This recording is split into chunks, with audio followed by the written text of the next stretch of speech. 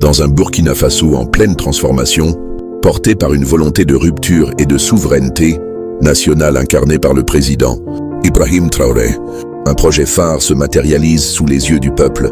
La construction du plus grand centre hospitalier universitaire de toute l'Afrique de l'Ouest, à la sortie est de Bobo-Dioulasso. Ce projet, gigantesque par sa taille, mais encore plus grand par sa portée symbolique, est bien plus qu'un simple hôpital.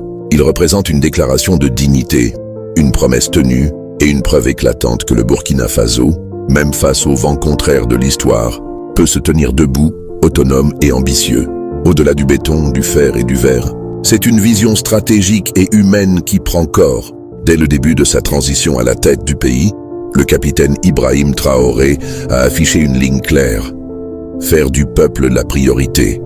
Restaurer la souveraineté nationale dans tous les secteurs et replacer les besoins fondamentaux au cœur des politiques publiques. Dans cette optique, la santé n'est plus un luxe ni un domaine secondaire. Elle devient une arme de combat contre la pauvreté, un pilier de stabilité sociale, un facteur de développement économique et un droit non négociable.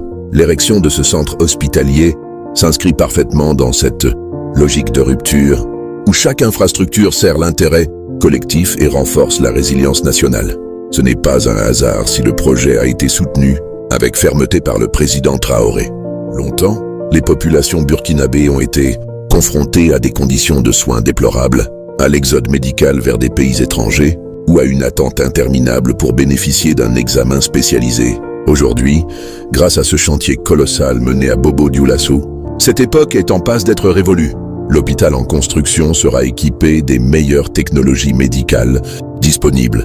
IRM de dernière génération, scanners performants, salles d'opération ultramodernes, laboratoires avancés, soins intensifs, maternité, pédiatrie, cardiologie, cancérologie, traumatologie.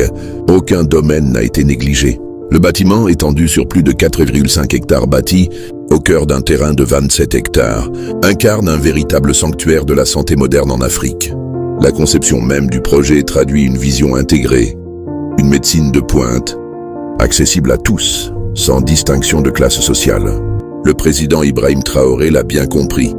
La santé ne doit pas dépendre de la richesse de chacun, mais de la responsabilité de l'État envers tous. C'est pour cela que la construction de ce centre hospitalier est suivie avec un soin particulier, preuve que le développement n'est plus une affaire d'annonces, mais d'actions concrètes. Grâce à la coopération avec la République populaire de Chine, qui finance intégralement l'infrastructure à hauteur de plus de 60 milliards de francs CFA, le Burkina Faso bénéficie d'un transfert de technologie, d'un accompagnement stratégique et surtout d'une infrastructure construite selon les normes internationales les plus strictes. Mais ce partenariat n'aurait pas vu le jour sans la volonté politique affirmée par Ibrahim Traoré, dans la continuité des relations diplomatiques relancées avec Pékin.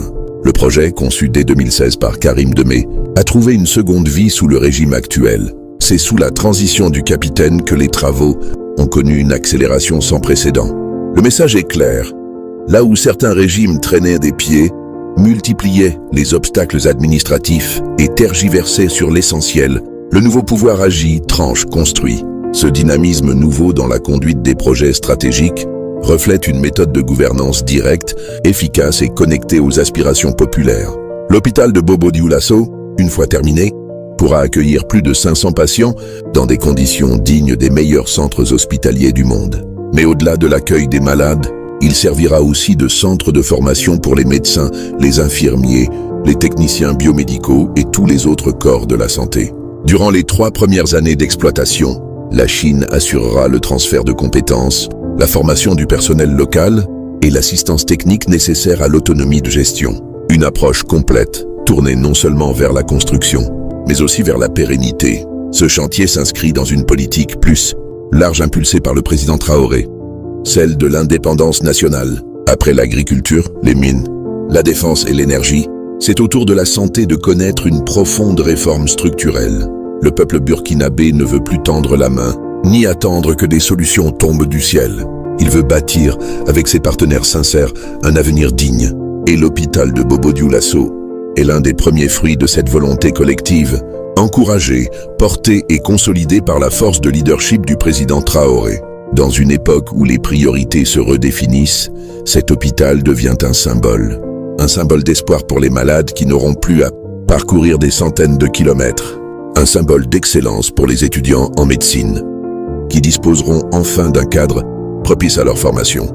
Un symbole d'unité nationale, car cette infrastructure bénéficiera à toutes les couches sociales, à toutes les régions et à toutes les générations. Un symbole enfin de la renaissance du Burkina Faso, décidé à rompre avec les logiques néocoloniales et à reconstruire sur des bases souveraines et africaines. Cette réalisation est aussi une réponse aux sceptiques, aux pessimistes, à ceux qui doutaient de la capacité d'un régime de transition à produire des résultats tangibles. Car en moins de 2 ans, Ibrahim Traoré a posé des jalons solides. Routes, zones industrielles, écoles, barrages, et maintenant un hôpital de classe mondiale. Cette cohérence dans l'action, cette continuité dans l'effort, cette rigueur dans la mise en œuvre sont les traits d'une gouvernance qui ne cherche pas la reconnaissance des puissances étrangères, mais la satisfaction des besoins de son peuple. Le chantier de Bobo Dioulasso n'est donc qu'une étape dans un processus plus vaste, celui de la refondation totale du pays. Et cette refondation passe par des choix courageux, des décisions fortes et un attachement sincère à la vérité, même lorsqu'elle dérange. En misant sur la santé, Ibrahim Traoré prouve qu'il n'est pas un dirigeant de façade, mais un bâtisseur de destin. Il ne s'agit pas de promesses électoralistes, mais de changements concrets que chacun peut voir, toucher, vivre. Dans quelques mois, lorsque les portes de cet hôpital s'ouvriront, ce ne sera pas seulement un bâtiment qu'on inaugurera, mais un rêve collectif qui deviendra réalité. Les patients y entreront avec confiance, les familles avec soulagement, les médecins avec fierté. Et dans chaque couloir, chaque chambre, chaque équipement, résonnera silencieusement la voix d'un peuple qui a décidé de se relever et d'un président qui a décidé de le servir.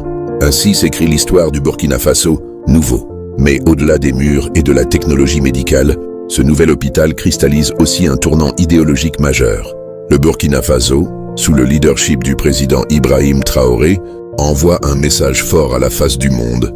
Celui d'un État africain capable de choisir ses partenaires librement, de définir ses priorités de manière autonome et de bâtir selon sa propre vision, non dictée de l'extérieur. La coopération avec la Chine ne s'est pas nouée sur des discours creux ou des promesses opaques, mais sur des bases claires, un partenariat gagnant-gagnant, où les intérêts burkinabés sont au centre de l'accord. Et ce partenariat est avant tout orienté vers les populations, non vers une élite minoritaire. En inscrivant ce projet dans la dynamique de reconstruction nationale, Ibrahim Traoré marque une rupture définitive avec les logiques passées de dépendance. Trop longtemps, les projets structurants ont été suspendus à des financements incertains, soumis à des conditionnalités extérieures, ou freinés par des intérêts contraires au développement réel du pays. Aujourd'hui, le président du Faso privilégie une approche directe, pragmatique, centrée sur les résultats et la satisfaction des besoins urgents. L'hôpital de Bobo n'est pas un projet de prestige, c'est un projet de survie, de dignité et de construction nationale. Ce chantier est aussi l'expression d'un patriotisme nouveau, un patriotisme d'action de construction d'utilité publique. Dans les discours d'Ibrahim Traoré, la jeunesse est toujours au centre. Et cet hôpital s'adresse à elle en premier. Non seulement parce que la jeunesse est la plus nombreuse et la plus exposée aux défis de santé, mais aussi parce qu'elle représente le socle de l'avenir.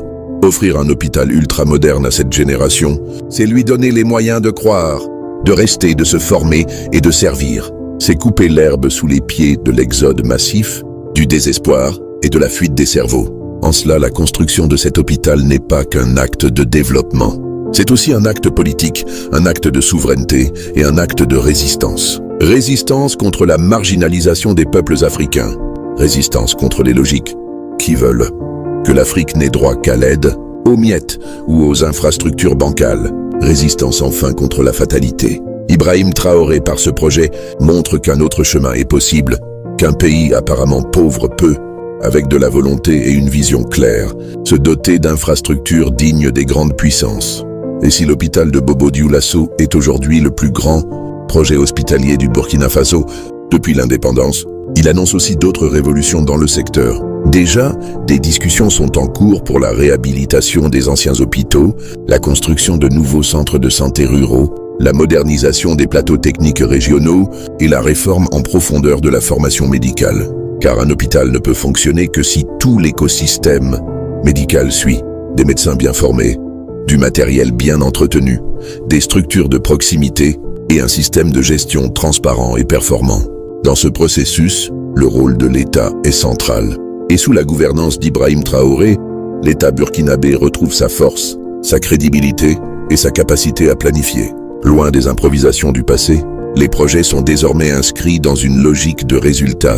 Le suivi est permanent, les obstacles sont levés rapidement et la communication avec le peuple est constante. Chaque action, chaque réalisation est expliquée, justifiée, partagée. Cette transparence renforce la confiance entre le peuple et ses dirigeants et ouvre la voie à une gouvernance nouvelle, participative, audacieuse et ancrée dans la réalité. Le chantier de Bobo Dioulasso est aussi observé de près par les autres pays africains, car il symbolise quelque chose de plus grand, une Afrique qui construit, qui soigne, qui éduque, qui innove. Et à travers ce projet, le Burkina Faso devient un modèle, une référence. Le nom d'Ibrahim Traoré résonne désormais non seulement comme celui d'un chef d'État engagé dans la sécurité nationale, mais aussi comme celui d'un bâtisseur, d'un visionnaire et d'un homme d'État soucieux du bien-être concret de son peuple. Le jour de l'inauguration de cet hôpital, ce ne sera pas une simple cérémonie protocolaire. Ce sera un moment historique. Les larmes couleront, les cœurs battront fort, car chacun saura que ce bâtiment incarne des années de lutte, de patience, de sacrifice, mais aussi d'espoir. Et dans chaque pièce, chaque lit, chaque couloir, résonnera une promesse silencieuse, celle que désormais, plus aucun Burkinabé ne mourra faute de soins, faute d'équipement ou faute d'infrastructures. Ce sera la victoire d'un peuple qui a choisi de prendre son destin en main. Ainsi, au fil des mois, des chantiers et des réalisations, Ibrahim Traoré construit plus qu'un pays, il construit une nation debout. Une nation qui ne cède pas à la pression extérieure, qui ne vend pas son âme pour un prêt ou une signature, mais qui bâtit pierre après pierre une nouvelle souveraineté. Et cette souveraineté commence là où le droit à la santé est garanti, là où un enfant peut naître dans un hôpital propre, sûr et bien équipé, là où un vieillard peut être soigné avec respect, là où chaque citoyen peut se sentir protégé. L'hôpital de Bobo Dioulasso est donc une promesse tenue, mais c'est aussi une base pour aller plus loin. D'autres villes suivront, d'autres structures verront le jour, car dans cette nouvelle ère qui s'ouvre au Burkina Faso, le développement n'est plus un luxe, c'est une obligation, une urgence, une exigence de justice. Et tant que le peuple accompagnera cette vision avec foi, courage et unité, rien ne pourra l'arrêter.